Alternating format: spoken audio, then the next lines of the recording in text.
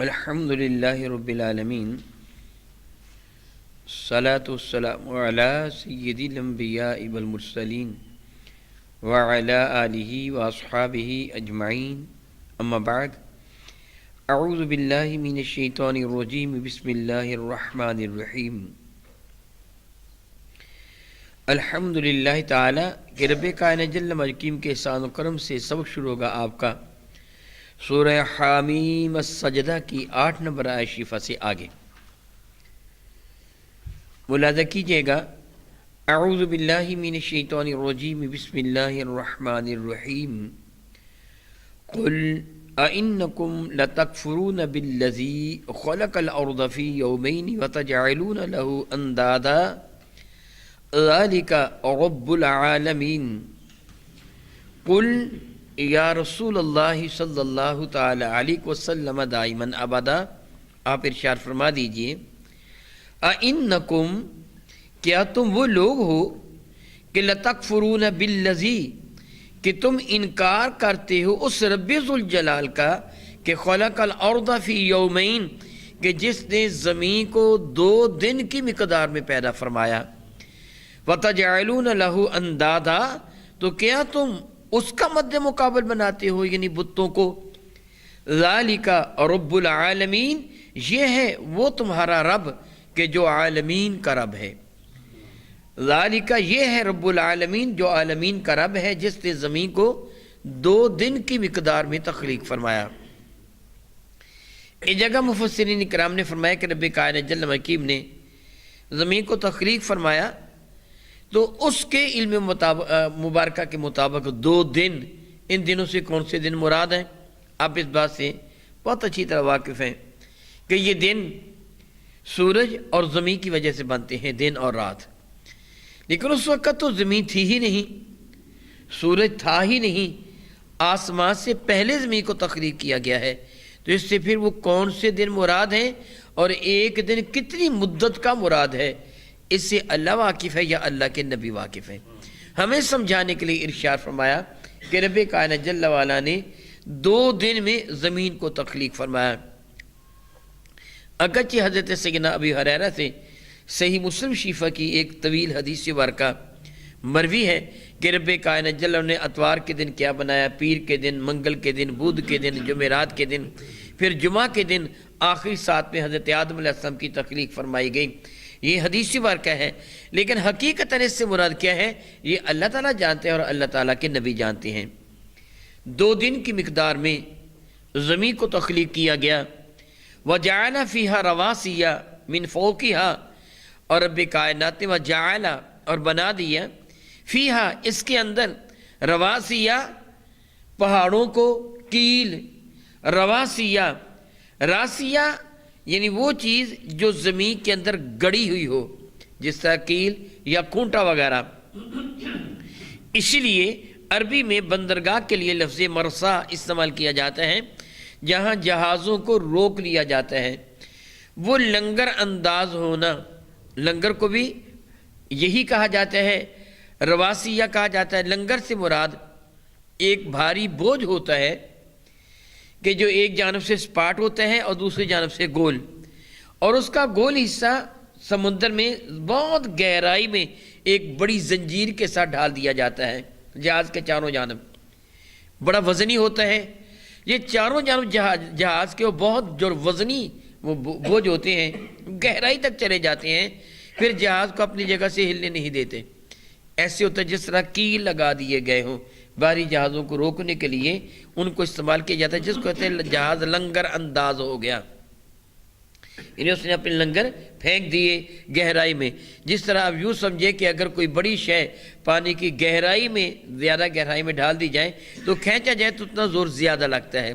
تو رب کائنات جل وعلا نے پہاڑوں کو زمین پر اس طرح بنا دیا جس طرح کیل گڑے ہوئے ہوتے ہیں، لیکن عمومی طور پر کیل سارے کا سارا اندر ہوتا ہے، پہاڑ تو بہت سارا باہر بھی ہوتا ہے۔ جس طرح آپ جانتے ہیں بلند 3 چوٹیاں بھی پہاڑوں کی چوٹیاں ہیں، جس طرح وہ کیٹو کی چوٹی یا ہمالیہ کی چوٹیاں، بہت اونچے اونچے پہاڑ بھی ہیں اور یہ زمین میں گڑے بھی ہوئے بھی ہیں۔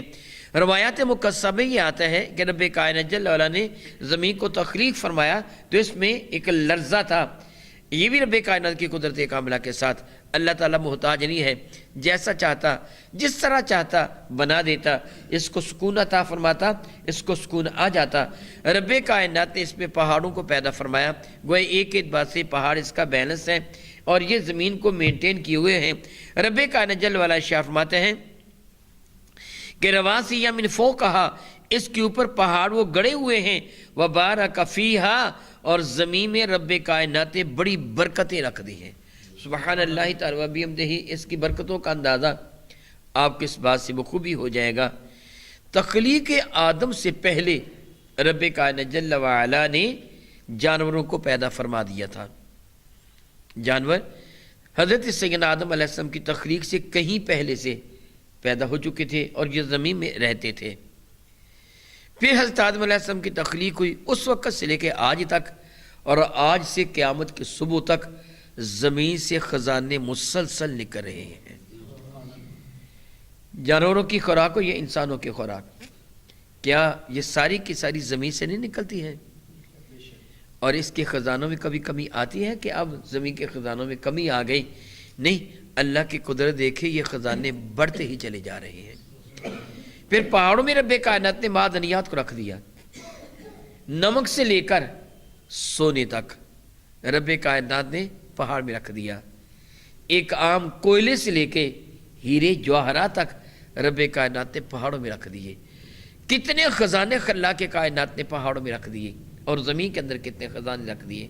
اب جانتے ہیں زمین میں پیداوار ہوتی ہی چلی جاتی ہے، آپ ایک فصل کاٹتے ہیں، پھر دوسری بو دیتے ہیں، پھر وہ کاٹتے ہیں، پھر تیسری بو دیتے ہیں، آپ مسلسل زمین سے فائدہ حاصل کرتے چلے جا رہے ہیں، اور اس کے خزانوں اور برکت میں کمی نہیں آتی ہے۔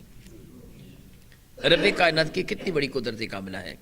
ارشاد گرامی قدر فرماتے ہیں وَقَدَّرَ فِيهَا أَقْوَاتَهَا، اور زمین میں رب کائنات جل وعلا نے سارے جو غذائیں ہیں ان کو ایک مخصوص مقدار میں رکھ دیا، فی اربعۃ ایام، 4 دنوں کی مدت میں، یعنی زمین کو تخلیق فرمایا 2 دن کی مدت میں، پھر زمین کے اندر سارے کے سارے خزانے کہ جن کو انسان گن ہی نہیں سکتا، نئے نئے خزانے دریافت ہو رہے ہیں، نئی نئی چیزیں زمین سے دریافت ہو رہی ہیں۔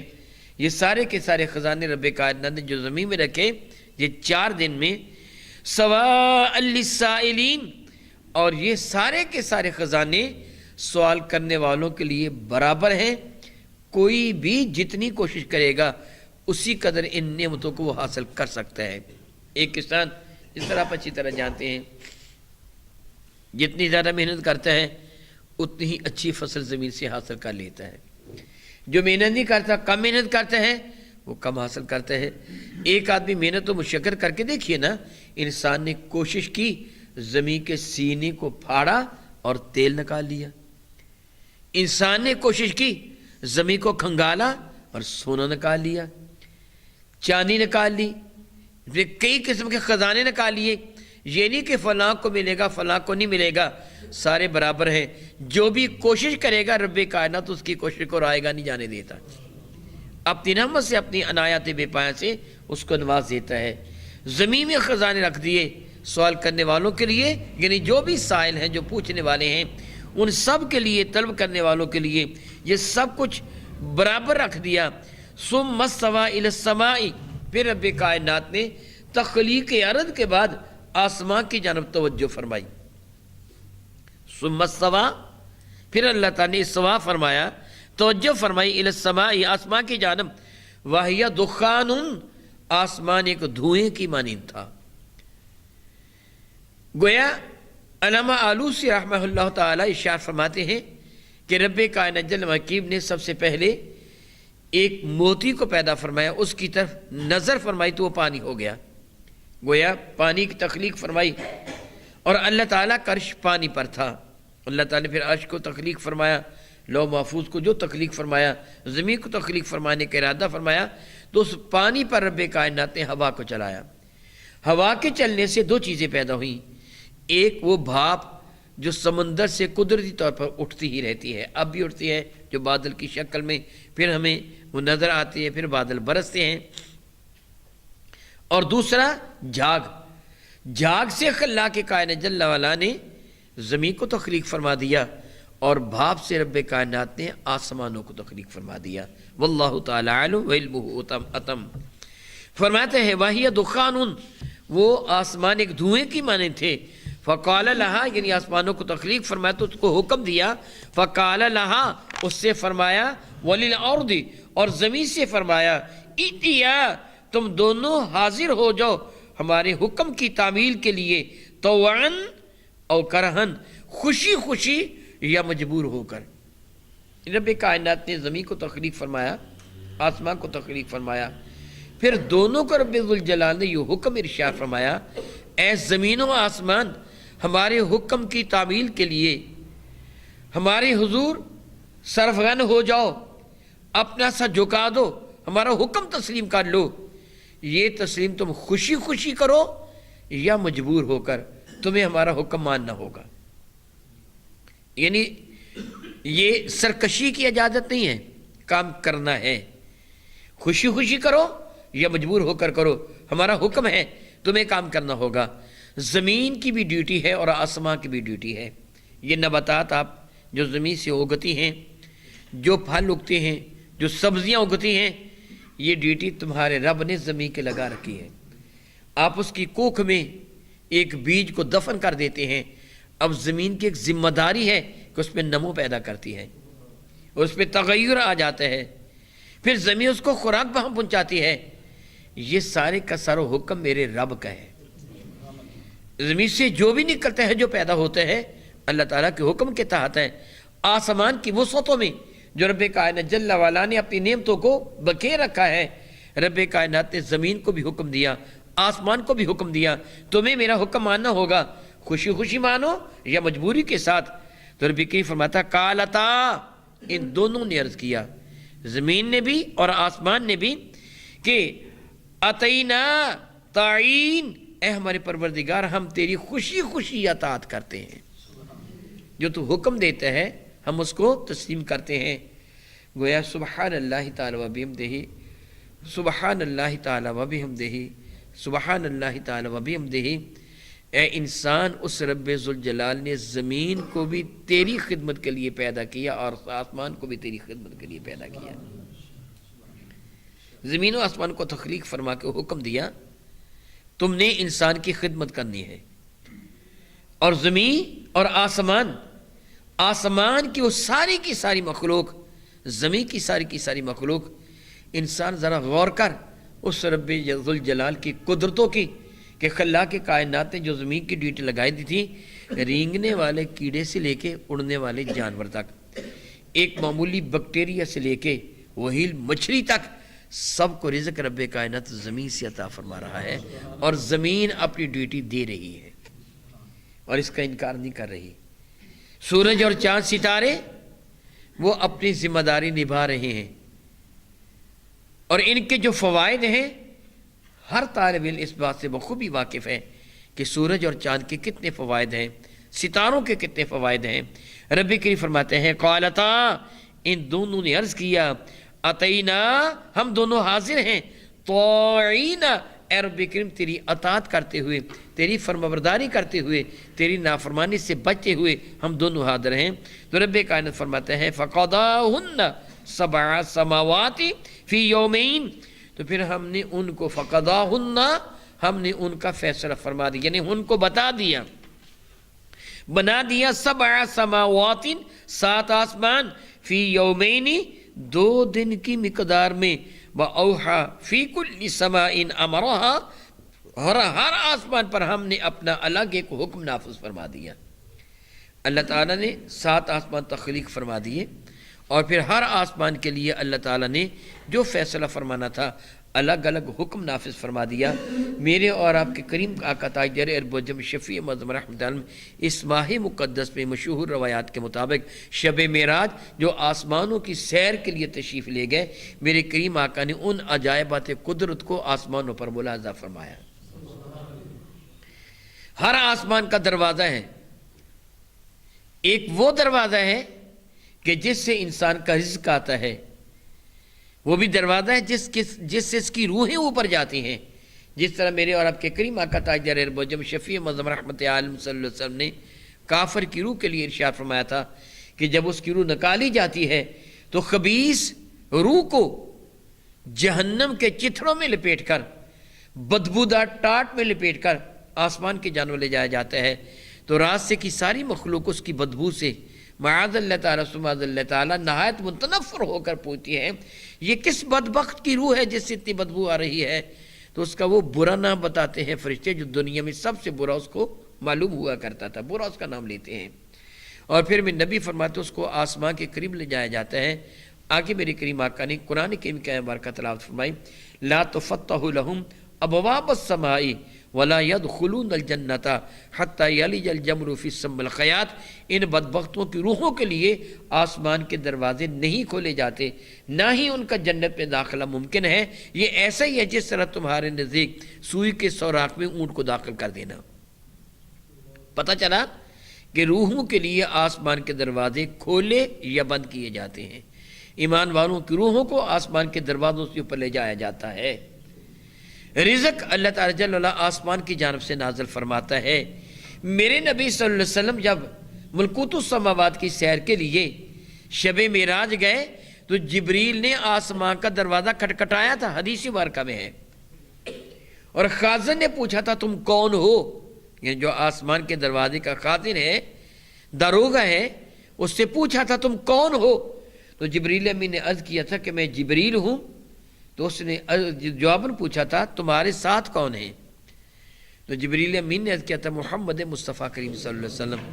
تو پھر اس دربان نے سوال کیا تھا کیا ان کو بلایا گیا ہے؟ تو جبریل نے کہا تھا ہاں بلایا گیا ہے۔ پھر دربان نے دروازہ کھولا تھا، میرے نبی اس راستے سے آسمان پر گئے تھے۔ پھر پہلے آسمان پر حضرت آدم علیہ السلام سے ملاقات ہوئی، اللہ حاضر کیا، دوسرے پر، تیسرے پر، ہر آسمان کا دروازہ کھٹکھٹایا گیا اور ہر آسمان کا دروازہ میرے کریم کے لیے کھولا، میرے نبی آسمان پر تشریف لے گئے۔ ایک سوال پیدا ہوتا ہے کہ جبریل تو جس طرح ایک جملہ کہا جاتا ہے روزانہ آنا، جب میرے آقا پر وحی نازل ہوتی تھی 23 سال تک وحی نازل ہوتی رہی، حضرت آدم علیہ السلام سے لے کے میرے نبی تک جتنے انبیاء تشریف لائے رسول اللہ علیہ وسلم، سب کے پاس جبریل ہی پیغام لے کے آتے تھے۔ اس کے علاوہ بھی جبریل کئی مرتبہ نازل ہوتے تھے، بعض نبیوں کے پاس پیغام کے لیے ہی نہیں ویسے بھی آتے تھے۔ جب فرعون کو غرق کرنے کے لیے بھی جبریل ہی آئے تھے، معلوم نہیں کتنی مرتبہ وہ اترتے تھے۔ تو کیا جبریل کو ہر مرتبہ دروازے کھلوانے پڑتے تھے؟ وہ تو بڑی تیزی کے ساتھ ایک لمحہ میں زمین پہ آ جاتے تھے اور وہاں پہ چلے جاتے تھے۔ معلوم یوں ہوتا ہے کہ رب کائنات نے آسمان کے وہ خاص دروازے میرے نبی کے لیے بنائے ہوئے تھے جن سے کوئی اور نہیں جا سکتا تھا۔ اور بات قابل غور ہے، جب سے رب کائنات نے آسمان کو تخلیق فرمایا اسی وقت سے دروازے بنے، اور دربان کی ڈیوٹی اسی وقت سے لگا دی تھی اس دروازے پر۔ کتنے عرصے تک کے لیے؟ محض ایک رات کے پروٹوکول کے لیے کہ میرے محبوب آئیں گے تو انہیں دروازہ کھولنا ہے۔ اس ایک رات کے لیے رب کائنات جل وعلا نے جب سے آسمانوں کو تخلیق فرمایا، سبحان اللہ تعالیٰ بحمدہ، یہ احکامات ہیں جو رب کائنات نے مختلف آسمانوں پر احکامات نافذ فرما دیے۔ فرماتے ہیں رب ذوالجلال کہ وہ اوہا فی کل سماء امرہا، ہم نے ہر آسمان کو، اللہ تعالیٰ فرماتا وہ اوہا، اور وہی نازل فرما دی گئی، حکم دے دیا گیا، فی کل سماء امرہا، ہر آسمان کو اس سے متعلقہ امور کے بارے میں مطلع فرما دیا گیا۔ وَزَيَّنَ السَّمَاءَ الدُّنْيَا بِمَصَابِيحَا، اور فرماتا ہم نے مزین کر دیا آسمان دنیا کو بِمَصَابِيحَا، چراغوں کے ساتھ۔ سبحان اللہ تعالیٰ و بحمدہ۔ آپ جانتے ہیں نا کہ جو ہی سورج غروب ہوتا ہے تھوڑا سا اندھیرا چھا جاتا ہے تو ستارے آنکھ مچولی کھیلنا شروع کر دیتے ہیں۔ کتنا حسین منظر ہوتا ہے آسمان کا، جا بجا وہ قندیلیں، وہ ستارے جگمگاتے ہوئے کتنے حسین و جمیل نظر آتے ہیں۔ ضمناً ایک حدیث مبارکہ میرے ذہن میں آ گئی، میرے اور آپ کے آقا رب ذوالجلال کے محبوب حضور رسول رحمت صلی اللہ علیہ وسلم کا ارشاد گرامی قدر ہے، مفہوم حدیث ہے، جس طرح تم زمین والوں کو آسمان کے جگمگاتے ہوئے ستارے نظر آتے ہیں، اس طرح آسمان والوں کو ہدایت والی مساجد اسی طرح چمکتی ہوئی نظر آتی ہیں۔ شاید آپ کو یاد ہوگا، مجھے یاد ہے، عین ممکن ہے وہ اخبار بھی شاید کہیں میرے پاس محفوظ ہو، میں نے ایک واقعہ پڑھا تھا بھارت کی ایک خلا باز خاتون کا، اس نے اسلام قبول کر لیا تھا، اور یہ اخبارات میں اس کی تصویر کے ساتھ قبول اسلام کا سبب وہ مضمون بھی شائع ہوا تھا۔